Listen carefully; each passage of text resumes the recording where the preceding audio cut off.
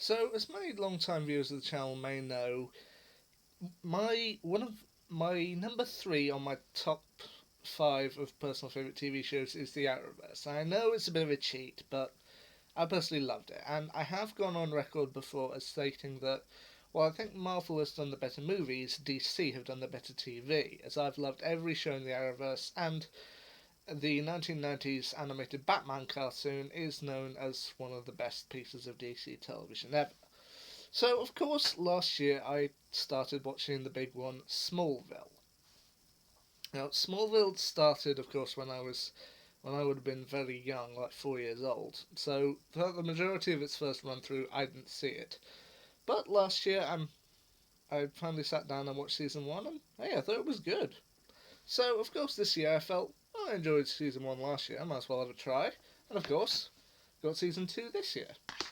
But before I really get into that, I feel it is worth mentioning that for the Arrowverse's upcoming big time crossover, Crisis on Infinite Earth, they are actually getting two of the actors back from Smallville to reprise their roles, those being Tom Welling and Erica Durance.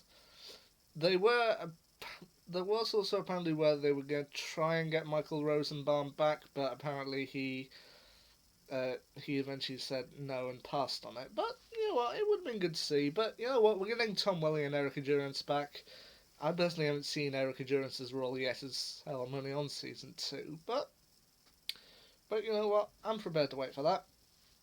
So Smallville season two, you've got all the characters back. Tom Welling as Clark Kent. You got Kristen Kruk as his kind of romantic interest, Lana Lang, Michael Rosenbaum as Lex Luthor, Alison Mack as his friend Chloe Sullivan, Sam Jones III as Pete, Annette O'Toole as his mother Martha, John Schneider as his father Jonathan Kent, and of course John Glover as Lionel Luthor, Lex's father. Now, personally, what do I think of season two as compared to season one? Honestly, I think this is a step up.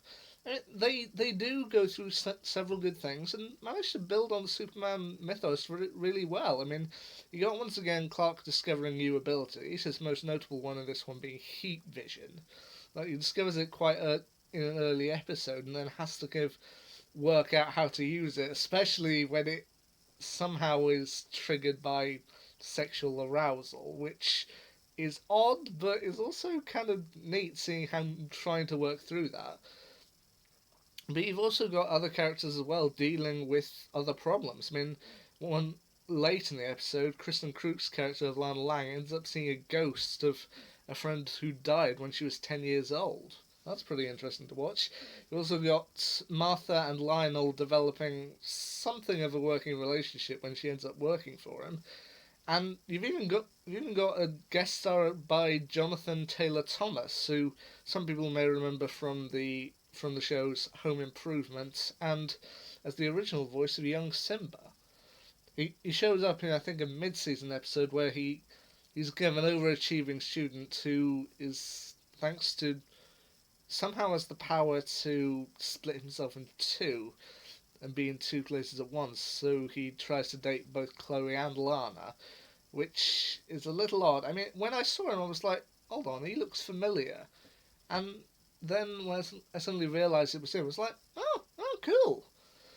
But once again, that plus it does build on each of the characters very well. I mean, for example, in this particular series, we have Pete finding out about Clark's secret, and him having to kind of deal with the fact now of having a heavy burden on his shoulders. I mean, well, I do think the Arrowverse is one of my favourite pieces of DC superior media.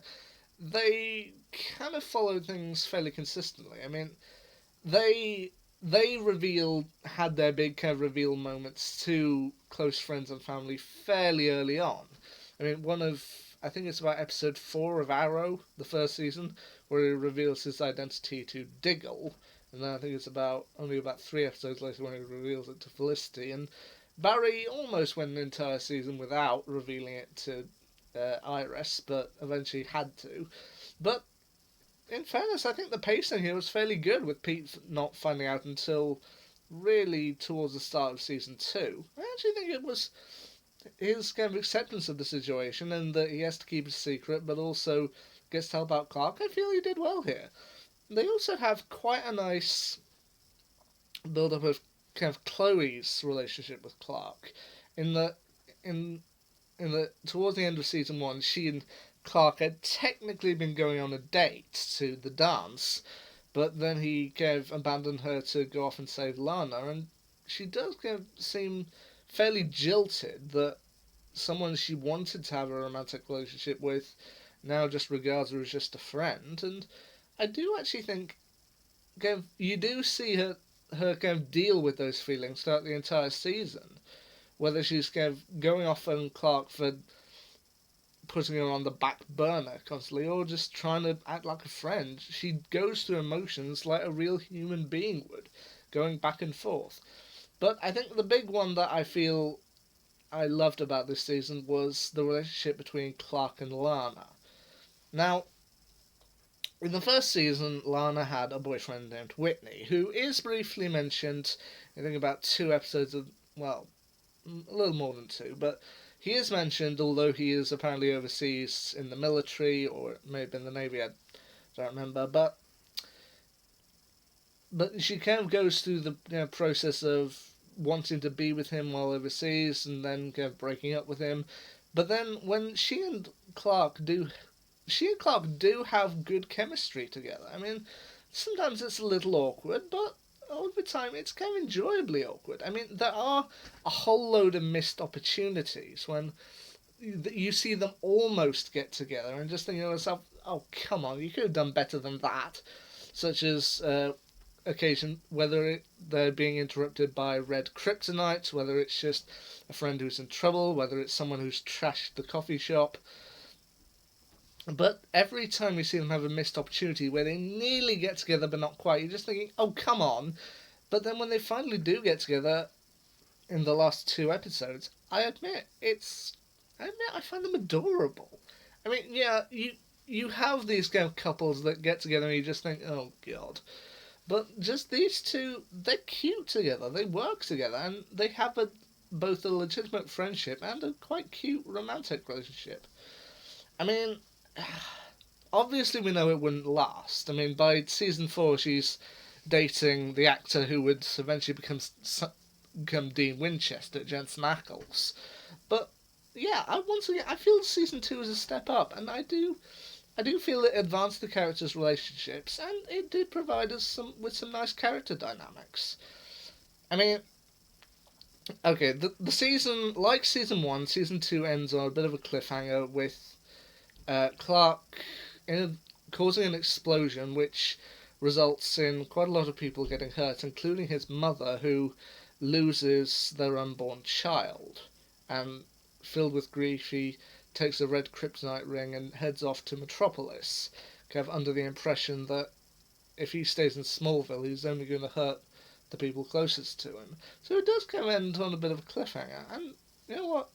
If when 2020 comes around, I might just kind of look at season 3 and see how things were going. So, but season 2, I feel it's a step up from season 1. I personally feel it's good. I may be 17 years late posting this, but you know what?